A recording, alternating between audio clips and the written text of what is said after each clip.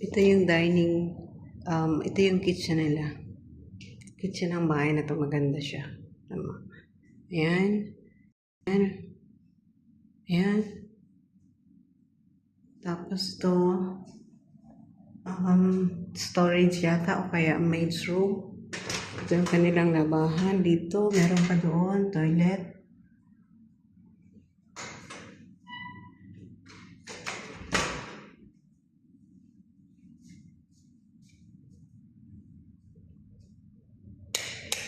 Ito yung living room. Malawak siya. Ayan, ayan.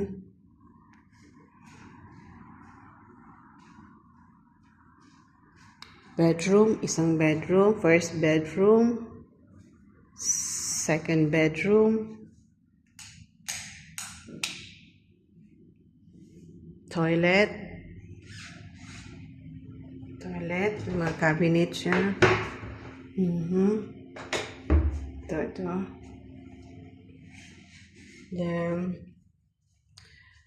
third bedroom. Kasama ng, kasi connecting, to ng master's bedroom. Ito. Master's bedroom. Malaki siya. Ayan, Then, ito, may toilet na dito sa master's bedroom. Kadugtong to ng master's bedroom. Malawak siya. May mga cabinet din. Yan. Bathtub.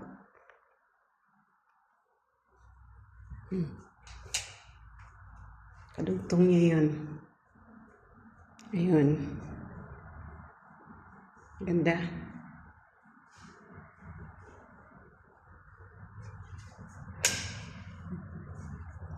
Ilang door to. Dami, So, 1, 2, 3, 4, 5, 6.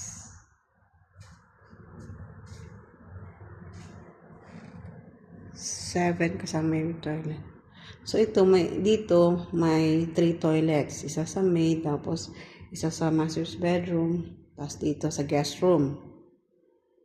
So, ang kanilang bedroom, 1, 2, 3, 4. Ganda ng bahay na to, lawak niya. So, dito sa living room, may mga cabinet pa. Ito. Then, kabilaan siya. So, ganda ng layout niya. Tapos to sa baba nito ang aircon. Ayan. Ganda.